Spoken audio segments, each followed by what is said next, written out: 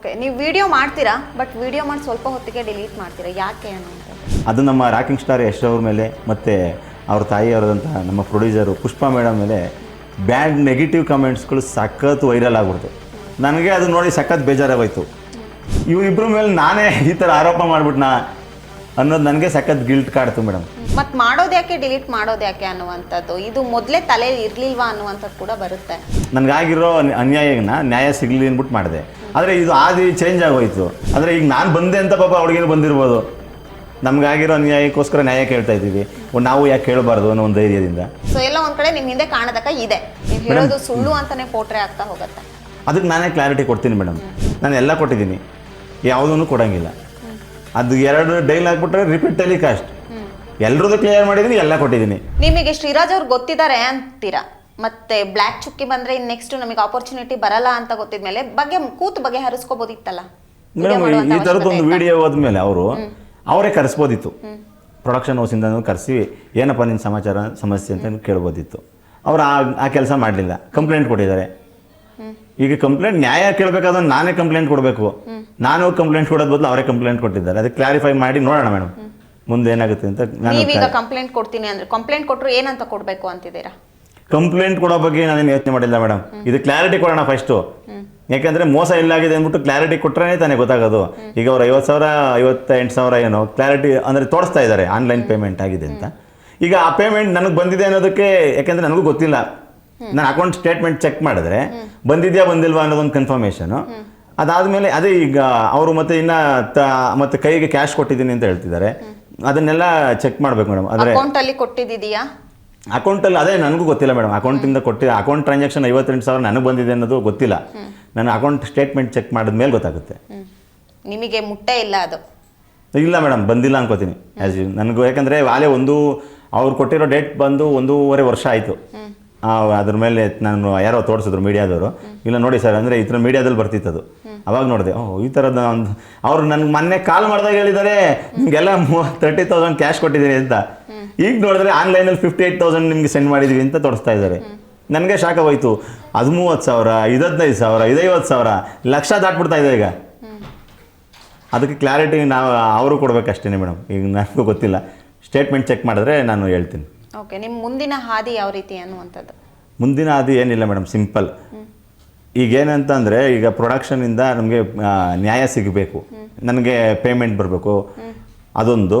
ಮತ್ತು ಅಕಸ್ಮಾತ್ ಏನಾರ ಯಾಕೆಂದರೆ ಈಗ ನಮ್ಮ ಪ್ರೊಡ್ಯೂಸರ್ ಮೇಡಮ್ ಅವ್ರು ಬೇಕಾದರೆ ಕೂತು ಎಲ್ಲ ಕಲಾವಿದರಿಗೂ ಬೇಕಾದ್ರೆ ಖುದ್ದಾಗಿ ಕಾಲ್ ಮಾಡಿ ಎಲ್ರಿಗೂ ಪೇಮೆಂಟ್ ಬಂದಿದೆಯಾ ಅನ್ನೋದು ಬೇಕಾದ್ರೆ ಒಂದು ಕ್ರಾಸ್ ವೆರಿಫಿಕೇಷನ್ ಬೇಕಾದ್ರೆ ಮಾಡ್ಕೋಬೋದು. ಏಕೆಂದರೆ ಸುಮಾರು ಜನ ಈಗ ಆಲ್ರೆಡಿ ನೀವು ನ್ಯೂಸ್ ಚಾನಲ್ಗಳಲ್ಲಿ ಬರ್ತಿತ್ತು ಇನ್ನೂ ಸುಮಾರು ಕಲಾವಿದರಿಗೆ ಅಂತ. ಇದು ನೋಡಿ ಅವರು ಸುಮ್ಮನೆ ಕೂತ್ಕೊಂಡ್ರೆ ಏನಾಗುತ್ತೆ ಅಂದರೆ ಮಿಸ್ಯೂಸ್ ಆಗುತ್ತೆ ಮೇಡಮ್. ಹಾಗಾಗಿ ಕಲಾವಿದರುಗಳಿಗೆ ಯಾಕೆ ಮೇಡಮ್ ಕೊಡೋದೇ ಕಡಿಮೆ ಅಂಥದ್ರಲ್ಲಿ ಈಗ ಮೇಲೆ ಯಾರೂ ಮುಂದೆ ಬರೋಲ್ಲ. ಫಸ್ಟ್ ಆಫ್ ಆಲ್ ಈಗ ನಾನೇ ಹೇಳಲಿಲ್ಲ ಮೇಡಮ್, ನಮಗೆ ಬ್ಲ್ಯಾಕ್ ಮಾರ್ಕ್ ಆದರೆ ನಾನೇನು ತಲೆ ಕೆಡಿಸ್ಕೊಳ್ಳೋದ. ನಾನೊಬ್ಬ ಅಗ್ರಿಕಲ್ಚರ್, ನಾನು ಊರಲ್ಲಿ ಹೋಗಿ ವ್ಯವಸಾಯ ಮಾಡ್ತೀನಿ. ನಾನು ಇದ್ರ ಮೇಲೆ ಏನು ಫುಲ್ಲು ಡಿಪೆಂಡ್ ಏನಾಗಿಲ್ಲ. ನಾನು ಊರಲ್ಲಿ ಆರಾಮಾಗಿ ಚಿಂದಂತ ರೇಷ್ಮೆ ಬೆಳಿತೀವಿ, ಸಾಕು ನನಗೆ. ಅದೇ ಇವ್ರು ಆಲ್ರೆಡಿ ಹೇಳಿದ್ದಾರೆ ದುರಾಸೆ ದುಡ್ಡುಗೋಸ್ಕರ. ಮೇಡಮ್ 1.5 ಲಕ್ಷದಲ್ಲಿ ಯಾವ ದುರಾಸೆ ಮೇಡಮ್? ಈಗ ಅಂಥ ಪ್ರೊಡಕ್ಷನ್ 5-6 ಕೋಟಿ ಖರ್ಚು ಮಾಡಿ ಸಿನಿಮಾ ಮಾಡಿದರೆ ನಾನು ಕೇಳಂಗಿದ್ದರೆ ಇನ್ನೂ ಜಾಸ್ತಿ ಕೇಳಬೇಕಿತ್ತು. ನಾನು ಕೇಳ್ತಾ ಇರೋದು ನನಗೆ ಬರಬೇಕಾಗಿರೋದು ಸಣ್ಣ ಅಮೌಂಟು. ಅದನ್ನು ಕ್ಲಿಯರ್ ಮಾಡ್ಕೊಡಿ ಅಂತ ಇದ್ರೆ ಇವ್ರು ಕಾರಣದ ಕೈಗಳು ಅದು ಇದು ಅಂತ ಏನೇನೋ ಹೇಳ್ತಿದ್ದಾರೆ, ನೋಡ್ಬೇಕು ಮೇಡಮ್. ಓಕೆ, ನೀವು ವಿಡಿಯೋ ಮಾಡ್ತೀರಾ, ಬಟ್ ವಿಡಿಯೋ ಮಾಡಿ ಸ್ವಲ್ಪ ಹೊತ್ತಿಗೆ ಡಿಲೀಟ್ ಮಾಡ್ತೀರಾ, ಯಾಕೆ ಅನ್ನುವಂಥದ್ದು? ಮೇಡಮ್, ಆ ವಿಡಿಯೋ ಮಾಡಿದ ಉದ್ದೇಶ ನನಗಾಗಿರೋ ಪ್ರಾಬ್ಲಮ್ಮು ಮತ್ತು ನನಗಾಗಿರೋ ಮೋಸ ಪ್ರೊಡಕ್ಷನ್ ಹೌಸ್ ಗೊತ್ತಿದೆಯಾ ಗೊತ್ತಿಲ್ವೋ ಗೊತ್ತಿಲ್ಲ, ಆದರೆ ಅವ್ರಿಗೆ ರೀಚ್ ಆಗಲಿ. ಯಾಕೆಂದರೆ ಪುಷ್ಪಾ ಮೇಡಮ್ ಅವರು ಇಷ್ಟೊಂದು ದುಡ್ಡು ಖರ್ಚು ಮಾಡಿ ಸಿನಿಮಾ ಮಾಡ್ತಾ ಇದ್ದಾರೆ. ಇನ್ನು ನಮ್ಮಂಥ ಕಲಾವಿದರುಗಳಿಗೆ, ಯಾಕೆಂದರೆ ಅವ್ರು ಹೇಳಿದ್ದು ಹೊಸ ಕಲಾವಿದರುಗಳಿಗೆ ಅವಕಾಶ ಕೊಡಬೇಕು ಅಂತಲೇ ಸಿನಿಮಾ ಮಾಡ್ತಾ ಇರೋದು. ಅಂಥದ್ರಲ್ಲಿ ಪೇಮೆಂಟ್ ಕ್ಲಿಯರ್ ಮಾಡಿರಲ್ವಾ, ನಮಗೆ ಪೇಮೆಂಟ್ ಬಂದಿಲ್ಲ. ಈ ವಿಚಾರ ಅವ್ರಿಗೆ ಮುಟ್ಟಿ ಅನ್ನೋ ಒಂದು ವಿಚಾರಕ್ಕೋಸ್ಕರ ನಾನು ವಿಡಿಯೋ ಮಾಡಿದೆ. ಅದು ಆದಿ ಚೇಂಜ್ ಆಗೋಯ್ತು ಮೇಡಮ್. ನಾನು ಹಾಕಿದ್ದು ಆ ಉದ್ದೇಶಕ್ಕೋಸ್ಕರ. ಆದರೆ ನೋಡಿದ್ರೆ ಅದು ನಮ್ಮ ರಾಕಿಂಗ್ ಸ್ಟಾರ್ ಯಶ್ ಅವ್ರ ಮೇಲೆ ಮತ್ತು ಅವ್ರ ತಾಯಿಯವರದಂಥ ನಮ್ಮ ಪ್ರೊಡ್ಯೂಸರು ಪುಷ್ಪಾ ಮೇಡಮ್ ಮೇಲೆ ಬ್ಯಾಡ್ ನೆಗೆಟಿವ್ ಕಮೆಂಟ್ಸ್ಗಳು ಸಖತ್ ವೈರಲ್ ಆಗ್ಬಿಡ್ತು. ನನಗೆ ಅದು ನೋಡಿ ಸಖತ್ ಬೇಜಾರಾಗೋಯ್ತು. ಅವ್ರು ಕಲಾವಿದರಿಗೆ ಒಂದು ಅವಕಾಶ ಮಾಡಿಕೊಡ್ಬೇಕು ಅಂತ ಬಂದಿದ್ದಾರೆ. ಇವ್ರು ನೋಡಿದ್ರೆ ನಮ್ಗೆ ಈಗ ಕನ್ನಡ ಇಂಡಸ್ಟ್ರಿಗೆ ಪ್ರೈಡು ನಮ್ಮ ರಾಕಿಂಗ್ ಸ್ಟಾರ್ ಅವರು. ಇವರಿಬ್ಬರ ಮೇಲೆ ನಾನೇ ಈ ಥರ ಆರೋಪ ಮಾಡಿಬಿಟ್ನಾ ಅನ್ನೋದು ನನಗೆ ಸಖತ್ ಗಿಲ್ಟ್ ಕಾಡ್ತು ಮೇಡಮ್. ಹಂಗಾಗಿ ನಾನೇ ಡಿಲೀಟ್ ಮಾಡಿದೆ. ಮತ್ ಮಾಡೋದು ಯಾಕೆ ಡಿಲೀಟ್ ಮಾಡೋದು ಯಾಕೆ ಅನ್ನುವಂಥದ್ದು, ಇದು ಮೊದಲೇ ತಲೆ ಇರ್ಲಿಲ್ವಾ ಅನ್ನುವಂಥದ್ದು ಕೂಡ ಬರುತ್ತೆ. ತಲೆ ಅದೇ ಹೇಳಿದ್ನಲ್ಲ ಮೇಡಮ್, ನಾನು ಮಾಡಿದ್ದು ಅವ್ರಿಗೆ ಈ ಮೋಸ ರೀಚ್ ಆಗಲಿ ಅಂತ ನಾನು ಮಾಡಿದೆ. ನನಗಾಗಿರೋ ಅನ್ಯಾಯನ ನ್ಯಾಯ ಸಿಗಲಿ ಅಂದ್ಬಿಟ್ಟು ಮಾಡಿದೆ. ಆದರೆ ಇದು ಆದಿ ಚೇಂಜ್ ಆಗೋಯ್ತು. ನನಗೆ ಗಿಲ್ಟ್ ಕಾಡ್ತಿತ್ತು ಅದು. ಈ ಥರ ಆದರೆ ಸರೋಗಲ್ಲ, ಸುಮ್ಮನೆ ಯಾಕೆ ನನ್ನ ಅಮೌಂಟ್ಗೋಸ್ಕರ ನಾನು ಇವ್ರನ್ನೆಲ್ಲ ನೆಗೆಟಿವ್ ಆಗಿ ತೋರಿಸ್ಬೇಕು ಅಂತ ನಾನೇ ಡಿಲೀಟ್ ಮಾಡಿದೆ ಮೇಡಮ್. ಆಮೇಲೆ ಆ ಕಡೆಯಿಂದ ಕರೆ ಬರುವಂತಹ ಕೆಲಸ ಏನಾದರೂ ಆಯ್ತಾ? ಇನ್ನೂವರೆಗೂ ಕೂಡ ನಿರ್ದೇಶಕರಿಂದಾಗಲಿ ನಿರ್ಮಾಪಕರಿಂದಾಗಲಿ ಯಾವುದೂ ಕರೆ ಬಂದಿಲ್ಲ ಮೇಡಮ್. ನೀವು ಎಷ್ಟು ಸರಿ ಕಾಲ್ ಮಾಡಿ ಕೇಳಿದ್ದೀರಾ ಅಮೌಂಟ್ನ ನಿರ್ದೇಶಕರು ಶ್ರೀರಾಜ್ ಅವ್ರ ಹತ್ರ? ಮೇಡಮ್ ನಾನು ಟಚ್ಚಲ್ಲಿದ್ದಾಗ ಮಾಡ್ತಿದ್ದೆ ಮೇಡಮ್. ಅದಾದಮೇಲೆ ಸಿನಿಮಾ ಟೀಸರ್ ರಿಲೀಸ್ ಆದಾಗ ಒಂದು ಕಂಗ್ರಾಟ್ಸ್ ಹೇಳೋಣ ಅಂದ್ಬಿಟ್ಟು ಕಾಲ್ ಮಾಡಿದೆ, ಕಾಲ್ ಪಿಕ್ ಮಾಡಲಿಲ್ಲ. ಅದಾದಮೇಲೆ ತಿರ್ಗಾ ಒಂದಷ್ಟು ಬಾರಿ ಮಾಡಿದೆ ಮೇಡಮ್. ಅಂದರೆ ಈಗ ನೆನಪಿಗೆ ಬಂದಾಗ ಆಯ್ತಲ್ಲ, ಎಲ್ಲರ ಟೀಸರ್ ಟ್ರೈಲರ್ ನೋಡಿದಾಗ, ಯಾಕಂದರೆ ನಾವು ಮತ್ತೆ ಕಾಲ್ ಮಾಡಿದ್ರೆ ತಿರ್ಗಾ ಅವ್ರಿಗೇನೋ ಬೇರೆ ವರ್ಕಲ್ಲಿ ಇರ್ತಾರೆ ಅನ್ನೋದಕ್ಕೋಸ್ಕರನೂ ಅಂತ ಜಾಸ್ತಿ ಪ್ರೆಷರ್ ಹಾಕಲಿಲ್ಲ ನಾವು. ಅಂದರೆ ತಿರ್ಗಾ ಮತ್ತೆ ನಾನು ಈಗ ರೀಸೆಂಟಾಗೆ ಕಾಲ್ ಮಾಡಿದ್ದು, ಈ ವಿಡಿಯೋ ಹಾಕೋದಕ್ಕೂ ಮುಂಚೆ ಕಾಲ್ ಮಾಡಿ ಒಂದ್ಸತಿ ಕ್ಲಾರಿಟಿ ತಗೊಳ್ಳೋಣ. ಅಂದರೆ ಇವ್ರು ನೋಡಿದ್ರೆ ಕೊಟ್ಟಿದ್ದೇನೆ ಕ್ಲಿಯರ್ ಆಗಿದೆ ಅಂತ ಅಂದಮೇಲೆ ಈಗ ಫೈನಲ್ಗೇನೋ ಇದು ಪ್ರೊಡಕ್ಷನ್ ರೀಚ್ ಆಗಲಿ ಅಂದ್ಬಿಟ್ಟು ಮಾಡಿದೆ. ನಂದು ಹಾಕಿದ್ಮೇಲೆ ನೋಡಿದ್ರೆ ಇನ್ನೊಂದು ನಮ್ಮ ಸಹ ಕಲಾವಿದೆ ಆ ಹುಡುಗಿದೊಂದು ವಾಯ್ಸ್ ಓವರ್ ಬೇರೆ ಬಂತು. ಇಂಥ ಅಂದರೆ ಈಗ ನಾನು ಬಂದೆ ಅಂತ ಪಾಪ ಹುಡುಗಿನೂ ಬಂದಿರ್ಬೋದು. ನಮಗಾಗಿರೋ ನ್ಯಾಯಕ್ಕೋಸ್ಕರ ನ್ಯಾಯ ಕೇಳ್ತಾ ಇದ್ದೀವಿ, ನಾವು ಯಾಕೆ ಕೇಳಬಾರ್ದು ಅನ್ನೋ ಒಂದು ಧೈರ್ಯದಿಂದ. ಓಕೆ, ನಾನು ಆ ವಿಷಯಕ್ಕೆ ಬರ್ತೀನಿ. ನೀವು ಈ ಸಿನಿಮಾದಲ್ಲಿ ಯಾವ ಪಾತ್ರವನ್ನು ಮಾಡ್ತಾ ಇದ್ರಿ ಅನ್ನುವಂಥದ್ದು? ಮೇಡಮ್, ಈ ಸಿನಿಮಾದಲ್ಲಿ ಪೃಥ್ವಿ ಎಂಬರವ್ರು ಹೀರೋ ಆದರೆ ಅವ್ರ ಜೊತೆಯಲ್ಲಿ ನಾನು ಫ್ರೆಂಡ್ ಕ್ಯಾರೆಕ್ಟರ್ ಮಾಡಿದ್ದೆ ಮೇಡಮ್. ಓಕೆ, ಬಟ್ ಈಗ ಇದಕ್ಕೆ ಟೋಟಲ್ ಅಮೌಂಟು 1,00,000 ಎಷ್ಟು? 60,000. ಈ ಹಿಂದೆ ಸಿನಿಮಾದಲ್ಲೆಲ್ಲ ಎಷ್ಟು ಪೇ ಮಾಡ್ತಾ ಇದ್ರೆ ಮೇಡಮ್? ಈ ಹಿಂದೆ ಸಿನಿಮಾ ಎಲ್ಲ ಹೆಂಗಾಗಿತ್ತು ಅಂದರೆ, ಸಿನಿಮಾದಲ್ಲಿ ಪ್ರೊಡಕ್ಷನ್ ಚಿಕ್ಕ ಪ್ರೊಡಕ್ಷನ್ನು, ನಾವು ನಿರ್ದೇಶಕರಿಗೆ ಒಂದು ಆದಿ ಈಸಿ ಆಗಲಿ ಅಂದ್ಬಿಟ್ಟು ಪ್ರೊಡಕ್ಷನ್ನಿಂದ ಹಿಡಿದು ಎಲ್ಲ ಕೆಲಸನೂ ಮಾಡಿದ್ವಿ ಮೇಡಮ್. ಅದರಲ್ಲಿ ಪೇಮೆಂಟ್ ಎಕ್ಸ್ಪೆಕ್ಟ್ ಮಾಡಿಲ್ಲ. ಓಕೆ, ನಿಮ್ಮ ವಿಡಿಯೋ ಹರಿ ಬಿಡ್ತಾ ಇದ್ದಂತೆಯೇ ಇನ್ನೊಂದು ಸ್ವರ್ಣ ಅನ್ನುವಂಥ ಉಡುಪಿಯವರು ಕೂಡ ಒಂದು ವಿಡಿಯೋನ ಬಿಡ್ತಾರೆ. ಸೊ ಅಲ್ಲೇನಾದರೂ ನೀವೇನಾದರೂ ಆ ಹುಡುಗಿಗೆ ಕಾಲ್ ಮಾಡಿ ಮಾತಾಡುವಂಥ ಕೆಲಸ ಮಾಡಿದ್ರಾ? ಮೇಡಮ್, ನನ್ನ ಹತ್ರ ಆ ಹುಡುಗಿ ನಂಬರೇ ಇಲ್ಲ. ಫಸ್ಟ್ ಆಫ್ ಆಲ್ ನಾವು ಸೆಟ್ಟಲ್ಲಿ ನೋಡಿದ್ ಬಿಟ್ರೆ ಆ ಹುಡುಗಿನ ಇದುವರೆಗೂ ಹೋಗ್ಲಿ ಅಷ್ಟೇ ಮೇಡಮ್. ಈಗ ಜಸ್ಟ್ ಬರೀ ಶೂಟಿಂಗಲ್ಲಿ ಮಾತ್ರ ಪರಿಚಯ ಮೇಡಮ್. ಅಷ್ಟು ಬಿಟ್ಟರೆ ನನಗೂ ಅವ್ರಿಗೂ ಯಾವುದೇ ರೀತಿ ಫೋನ್ ಮಾತಾಡೋದಾಗಲಿ ಯಾವುದೂ ಕೂಡ ನಡೆದಿಲ್ಲ. ಆ ಹುಡುಗಿ ನನಗೆ ಗೊತ್ತಿದ್ದೇನೆ. ನಮ್ಮ ವಿಡಿಯೋ ವೈರಲ್ ಆಗ್ತಿದ್ದಂಗೆ ನೆನ್ನೆ ಇವ್ರು ತೋರಿಸಿದ್ದು ಮೀಡಿಯಾದವರೇ, ಸರ್ ಈ ಥರ ಒಂದು ಆಡಿಯೋ ಬಂದಿದ್ದರು. ನನಗೆ ಶಾಕ್ ಆಗೋಯ್ತು. ಈ ಥರ ಅಂದರೆ ಯಾಕೆಂದರೆ ಅವ್ರ ನಂಬರ್ ಇದ್ದರೆ ಕೇಳ್ಬೋದಿತ್ತು. ಆಮೇಲೆ ನಾವು ಲೇಡೀಸ್ ಹುಡುಗಿಯರ ಅಂದಮೇಲೆ ನಾವು ಯಾಕೆ ಕಾಲ್ ಮಾಡೋಕ್ಕೆ ಹೋಗಲ್ಲ ಮೇಡಮ್. ಬಟ್ ನಾನು ಅವರು ಒಂದು ವಿಡಿಯೋ ಬಿಟ್ಟಿದ್ರಲ್ಲಿ ನೋಡಿದೆ, ನೀವು ತುಂಬ ಕ್ಲೋಸ್ ಇದ್ದೀರಾ ಅನ್ನುವ ರೀತಿಯಲ್ಲಿ ಮಾತಾಡಿದ್ರು. ಅಂದರೆ ನನಗೆ ಆ ಅಣ್ಣಂಗೂ ಹಾಗಾಗಿದೆ ಅಂತ ಗೊತ್ತಿಲ್ಲ, ಆ ರೀತಿ ವಿಡಿಯೋ ಅದರಲ್ಲಿ ಬೇಡ ಆಯಿತಾ, ಆ ರೀತಿ ವಿಡಿಯೋ ಒಂದನ್ನು ಅವ್ರು ಹರಿಬಿಟ್ರು. ಅದಾದಮೇಲೆ ಅವರೇ ಹೇಳಿದ್ರು, ನನಗೊಬ್ರು ಬಂದು ಹೇಳಿದ್ರು ವಿಡಿಯೋ ಬಿಡಿ ಅಂತ ಅಂದರು ಅಂತ. ಆವಾಗ ಹೆಂಗೆ ಅನಿಸುತ್ತೆ ಅಂದರೆ, ಕಾಣದಕ್ಕ ಇದ್ದೇ ಇದೆ ಅನಿಸುತ್ತೆ. ಸೊ ಎಲ್ಲ ಒಂದು ಕಡೆ ನಿಮ್ಮ ಹಿಂದೆ ಕಾಣದಕ್ಕ ಇದೆ. ಇಲ್ಲ ಮೇಡಮ್, ನನಗೆ ಗೊತ್ತಿರೋ ಪ್ರಕಾರ ನಾನು ಅದಕ್ಕೆ ಆ ಹುಡುಗಿದೆಲ್ಲೂ ಮೆನ್ಷನ್ನೇ ಮಾಡಲಿಲ್ಲ. ನಾನು ಹಾಕಿದ ಮೇಲೆ ಆ ಹುಡುಗಿ ಮಾಡಿರೋದು. ನನ್ನ ಹತ್ರ ನಂಬರೇ ಇಲ್ಲ ಅಂದಮೇಲೆ ನಾನು ಹೆಂಗೆ ಕಾಲ್ ಮಾಡಲಿ ಮೇಡಮ್ ಅವ್ರಿಗೆ? ಆ ಹುಡುಗಿಗೂ ನನಗೂ ಟಚ್ಚೇ ಇಲ್ಲ ಮೇಡಮ್ ಫಸ್ಟ್ ಆಫ್ ಆಲ್. ಹಂಗಾಗಿ ಅಂದರೆ ನನ್ನನ್ನು ಇನ್ಸ್ಪಿರೇಷನ್ ತೊಗೊಂಡು ಮಾಡಿರ್ಬೋದು ಅಂತ ಹೇಳ್ಬೋದು. ಬಿಟ್ಟರೆ ನಾನು ಯಾಕೆ ಹೇಳಿ ಮೇಡಮ್, ಇನ್ನೊಬ್ರಿಗೆ ಅಪ್ರೋಚ್ ಮಾಡೋಕ್ಕಾಗಲ್ಲ. ಯಾಕೆ ಅಂದರೆ ಆ ಹುಡುಗಿಗೂ ಗೊತ್ತು, ನೆಕ್ಸ್ಟ್ ಆ ಹುಡುಗಿಗೂ ನೆಗೆಟಿವ್ ಆಗ್ಬೋದಲ್ಲ.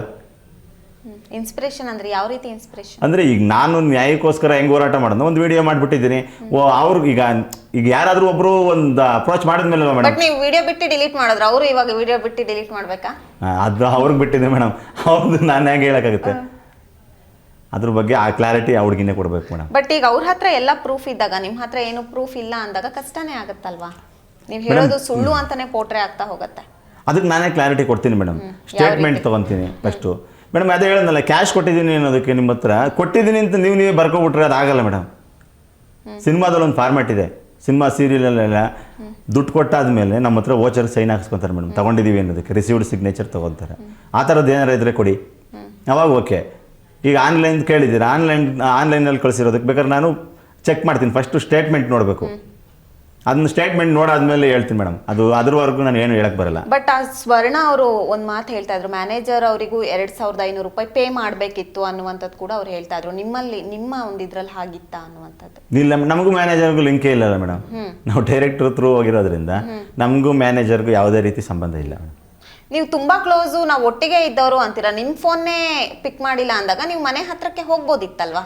ಅವ್ರೇನು ಮನೆ ಬಿಟ್ಟು ಆಚೆ ಬರ್ತಾ ಇರಲಿಲ್ಲ? ಮನೆ ಬಿಟ್ಟ ಅಂದರೆ ಅವರು ಇದರಲ್ಲೂ ಹೇಳಿದ್ರು ಯಾವ ಥರ ಹೇಳಿದ್ದಾರೆ ಅಂದರೆ ನಾನೇನು ಸಾಲಗಾರ ನಿನ್ನ ಫೋನ್ ಎತ್ತಕ್ಕೆ, ನೀನು ನನ್ನ ಪದೇ ಪದೇ ಫೋನ್ ಮಾಡಬೇಕು ಅಂದ್ರೆ ಯಾಕೆ ಮಾಡ್ತೀಯ, ನೀನು ಸಾಲ ಕೊಟ್ಟಿದ್ಯಾ ಅನ್ನೋ ಥರ ಮಾತಾಡ್ತಾರೆ.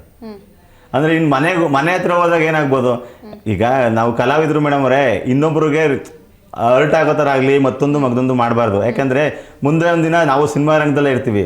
ಈಗ ನಮ್ಮ ದುಡ್ಡು ಮೋಸ ಆಗಿದೆ, ನ್ಯಾಯ ಸಿಗಲಿ ಅನ್ನೋದು ಅಂದ್ಬಿಟ್ರೆ ಮನೆ ಹತ್ರ ಹೋದ್ರೆ ಅವ್ರು ಅದನ್ನೇ ಹೇಳ್ತಿದ್ದಾರೆ. ಈಗ ಕಾಲ್ ಪಿಕ್ ಮಾಡಿ, ಈಗ ಲಾಸ್ಟ್ ಟೈಮ್ ಕಾಲ್ ಪಿಕ್ ಮಾಡಿ ಹೇಳಿದ್ದು ಅದನ್ನೇ ಅವರು, ನಾನು ಎಲ್ಲ ಕೊಟ್ಟಿದ್ದೀನಿ, ಯಾವುದೂ ಕೊಡೋಂಗಿಲ್ಲ. ಅದು 2 ಡೈಲ್ ಹಾಕ್ಬಿಟ್ರೆ ರಿಪೀಟ್ ಟೆಲಿಕಾಸ್ಟ್, ಎಲ್ರದ್ದು ಕ್ಲಿಯರ್ ಮಾಡಿದ್ದೀನಿ, ಎಲ್ಲ ಕೊಟ್ಟಿದ್ದೀನಿ. ನಾನು ಕೇಳ್ತಾರೋದು ನಾನು ಒಬ್ಬಂದು, ಎಲ್ರದ್ದು ಹೆಂಗೆ ಕೊಡ್ತೀರಾ ನೀವು, ನನಗೆ ಯಾಕೆ ಹೇಳ್ತೀರಾ ಎಲ್ರದ್ದು ಅಂತಲೇ ಕೇಳಿದೆ.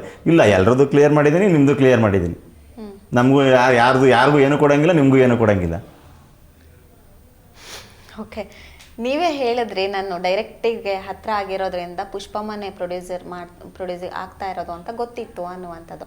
ಆಗ ನಿಮಗೆ ಕಾಂಟ್ಯಾಕ್ಟ್ ಆಗಿರುತ್ತೆ ಅಂತಾನೆ ನಾನು ಅನ್ಕೋತೀನಿ. ಒಂದಷ್ಟು ಜನ ಹಂಗೆ ಅನ್ಕೋತಾರೆ, ನೀವೀಗ ಪರಿಚಯ ಇದೆ ನಾನು ಡೈರೆಕ್ಟ್ರಿಂದಾನೇ ಹೋಗಿದ್ದು ಅಂದಾಗ ಓಕೆ ಅವರಿಗೂ ಕಾಂಟ್ಯಾಕ್ಟ್ ಇದೆ ಅಂತಾನೆ ಅನ್ಸುತ್ತೆ. ಬಿಕಾಸ್ ಅದು ಯಾಕೆ ಅಂದ್ರೆ ಅಲ್ಲಿ ಬಂದಿರೋ ಸಹ ನಟರಿಗೆ ಯಾರಿಗೂ ಇವ್ರದೇ ಪ್ರೊಡ್ಯೂಸರ್ ಅಂತ ಗೊತ್ತೇ ಇಲ್ಲ. ಹೌದು, ಅಂದರೆ ಮೇಡಮ್ ಪ್ರೊಡ್ಯೂಸರ್ ಇವರೇ ಅಂತ ಗೊತ್ತು. ಯಾಕೆಂದರೆ ಅವರು ನೇರವಾಗಿ ಬೆಂಗಳೂರಲ್ಲೂ ಎಲ್ಲೂ ಸಿಕ್ಕಿಲ್ಲ, ಮತ್ತು ಯಾವುದೇ ಸೆಟ್ಗೂ ಬಂದಿಲ್ಲ. ಹಂಗಾಗಿ ಸುಮಾರು ಸತಿ ಅವ್ರನ್ನ ಹತ್ರಕ್ಕೆ ಹೋಗುವಂಥ ಟೈಮಲ್ಲಿ ಕೂಡ ಅದು ಮಿಸ್ ಆಗಿ ನಾನು ಡೈರೆಕ್ಟರ್ ಜೊತೆ ಟ್ರಾವೆಲ್ ಮಾಡೋಕ್ಕಾಗಲಿಲ್ಲ. ಅವ್ರನ್ನ ಮೀಟ್ ಮಾಡೋಕ್ಕೆ ಹೋದಾಗ ನಾವು ಹೋಗುವಂಥ ಸಿಚುವೇಶನ್ ಇತ್ತು, ಮಿಸ್ಟೇಕ್ ಆಗಿ ನಾನು ಡ್ರಾಪ್ ಆಗ್ತಿದ್ದೆ. ಓಕೆ, ಡೈರೆಕ್ಟರ್ ತುಂಬ ಕ್ಲೋಸ್ ಅಂತೀರಾ, ಯಾಕೆ ಆ ಒಂದು ಪಾತ್ರ ಕೊಟ್ಟರು? ದೊಡ್ಡ ಪಾತ್ರನೇ ಕೊಡ್ಬೋದಿತ್ತಲ್ಲ ನಿಮಗೆ? ಮೇಡಮ್ ಕ್ಯಾರೆಕ್ಟ್ರು ಚೆನ್ನಾಗಿದೆ ಅಂತಲೇ ಕೊಟ್ಟಿದ್ದು ನನಗೆ. ಫಸ್ಟ್ ಚೆನ್ನಾಗೇ ಇತ್ತು ಮೇಡಮ್. ಅದು ಸಿನಿಮಾ ಸೆಟ್ಗೆ ಹೋಗಿ ಶೂಟಿಂಗ್ ಈಗ ಇವತ್ತು ಶೂಟ್ ಅಂದಾಗ ಬದಲಾಗಿದ್ದದು. ಅದು ಅವ್ರನ್ನೇ ಕೇಳಬೇಕು. ಅದು ಕ್ಯಾರೆಕ್ಟರ್ ಇದು ನೀವೇ ಹೇಳ್ತಾ ಇದ್ದೀರಾ, ಕ್ಲೋಸ್ ಅಂದಮೇಲೆ ಚೆನ್ನಾಗಿರೋ ಪಾತ್ರನೇ ಕೊಡ್ತಾರೆ. ಈಗ ಸಿನಿಮಾ ನೋಡಾದ್ಮೇಲೆ ಹೇಳ್ಬೋದು, ನೀವು ಸಿನಿಮಾ ಅಕಸ್ಮಾತ್ ನೋಡಿದ್ರೆ ಗೊತ್ತಾಗ್ತಿತ್ತು.